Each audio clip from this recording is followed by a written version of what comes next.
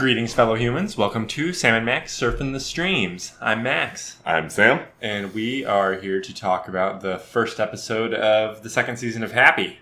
Yeah, season 2. Here we are. It's here, and it looks like it's just as wild and crazy as the first one. Yeah, and that's what you hope for, you know? Because now it's all original, right? There's everything in season 1 covers everything that was in the comic book previously. Yes, and season 1 had already been adding quite a few layers to what was present in the original 4-issue Happy series. Right.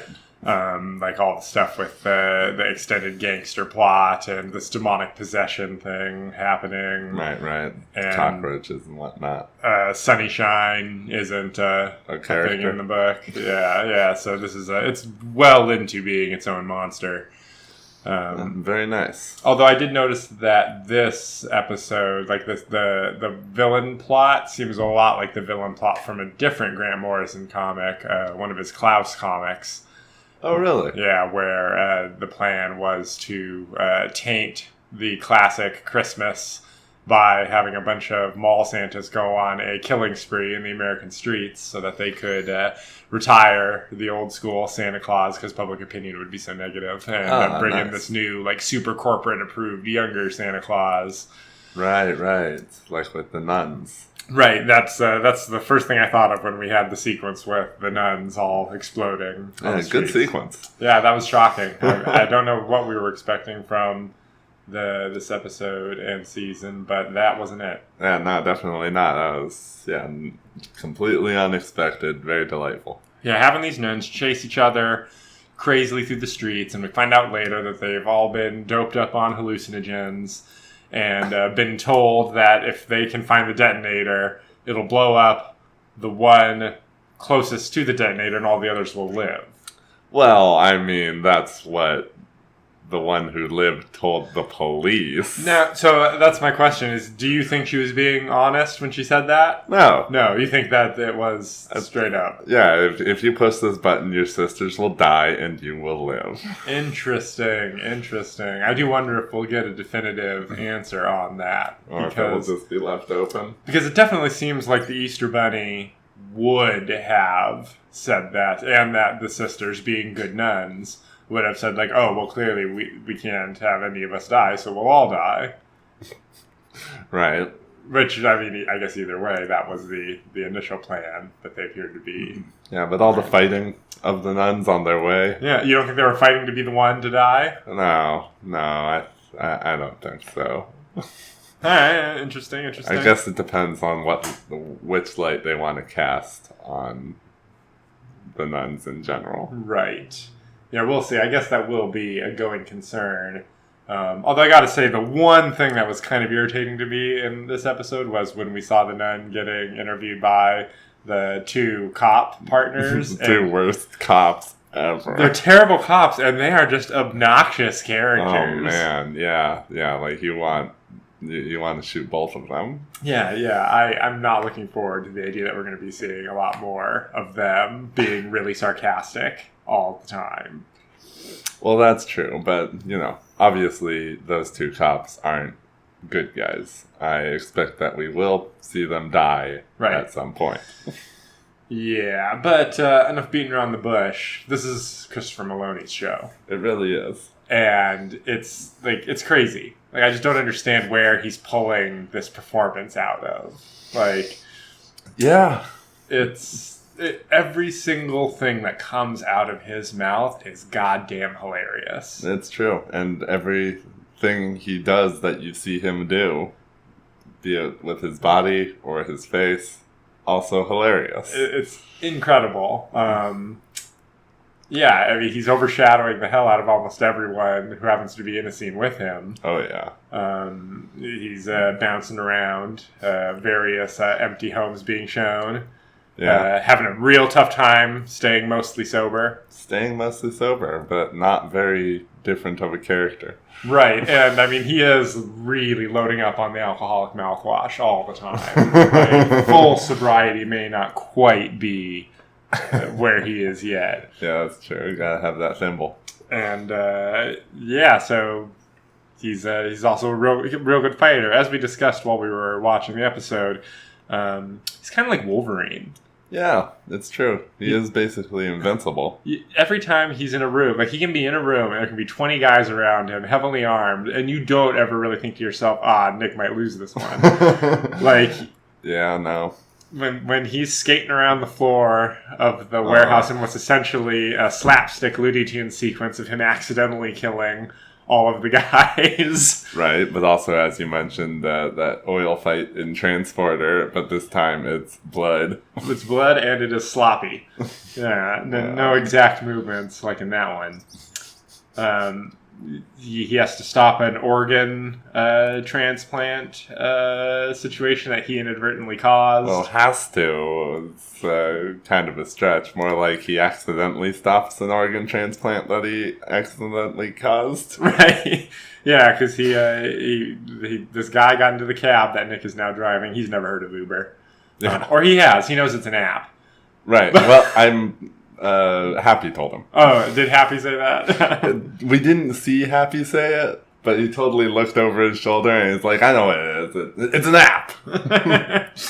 And, yes, this guy gets into his cab and is like, man, I need a girl. And you look at this guy and you're like, ugh. Yeah, well, I mean, he got into the cab after another girl screamed and ran away from him. Right. And that makes me wonder how much, like, because they have the Easter Bunny there. Like, in that sequence as well. Did he cause that in some way, or is he just tailing Nick? Oh, yeah.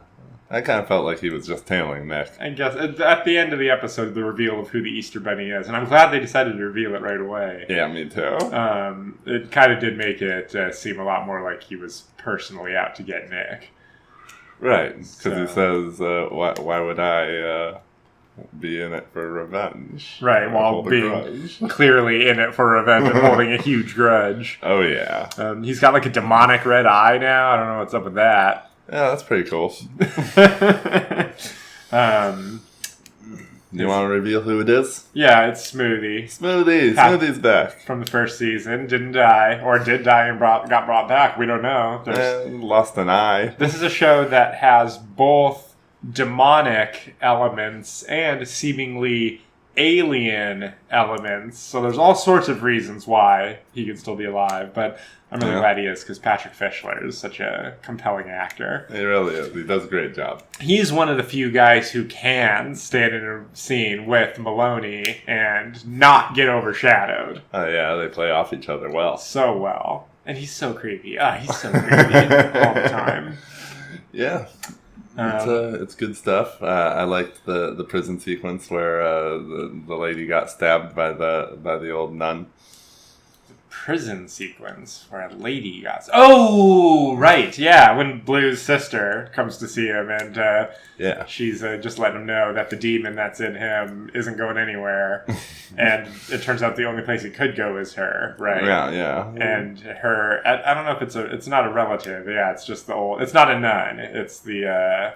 It's like an old mystic lady. She's like a...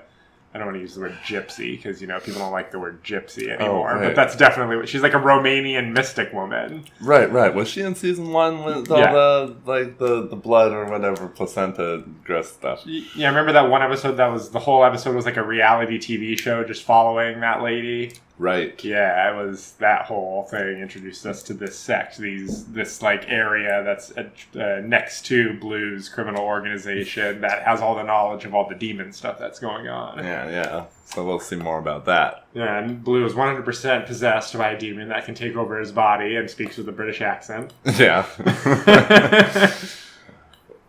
And anything else we want to touch on? The whole sequence at the school when Nick has to go pick up his daughter and talk to the teacher.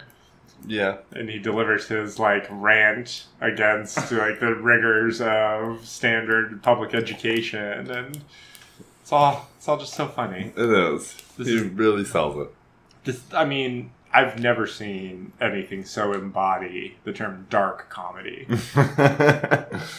Yeah, that's true. Even when he's just having like his fantasies, because the guy runs past him and bumps into him, and he has that little fantasy about shooting him and then shooting a bunch of other dudes on bike. Oh, and cutting off heads of people on bikes. Right, chainsawing people's heads right off. Right, the chainsaw. He gets that chainsaw out and he does the whole tongue out. Yeah, chainsaw. Yeah, they're just watching Nick murder the hell out of people.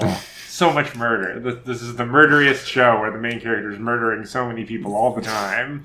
That is true. The murderiest show. We haven't really talked about Happy at all. Happy's awesome. He looks great. Looks good. Continues to interact very well. Like, that's another thing about Maloney is how well he's able to make it seem like he's acting with Happy. Right, yeah, it's true. And then Happy's doing ridiculous things, and Maloney's seeing it and reacting to that. So it really ups the octane level. Now, at the end of the last season, could his daughter still see Happy? Yeah, I'm not sure what's going on there. I couldn't recall. I feel like she could. Yeah. At the end, when they were like having all the imaginary friends kill the Santa guy, that she could see them. Yeah, but yeah, she's maybe grown up not now. now. She got her cell phone now. Right. She's at that age. Yeah, no more imaginary friend. It's sad. Right, but it seems like that's probably what's causing Happy to get hair where he didn't have hair before. It's Haley's age is tied to his development. Interesting. In some way. I wonder if that's it. Because, yeah, it seems like he's transferred to Nick, almost, if you think of them as, like, avatars. Yeah. And so I wonder if, it could be Haley, growing up, or it could just be becoming more Nick-like. Ooh. We'll see, I suppose. That's definitely that's the Happy's plot. That's the setup. He's not revealing it yet, but we're gonna see what's up with that. Yeah, but overall, great start to a new season. I'm really looking forward to it. Yeah, good framework. Good framework. Yeah, it's nice to have another show we like to watch. Agreed. All right, well, I guess that about does it. Thanks for listening, everybody. We'll be back with more Happy reviews as the episodes are released. And we'll see you soon. Skiddly do.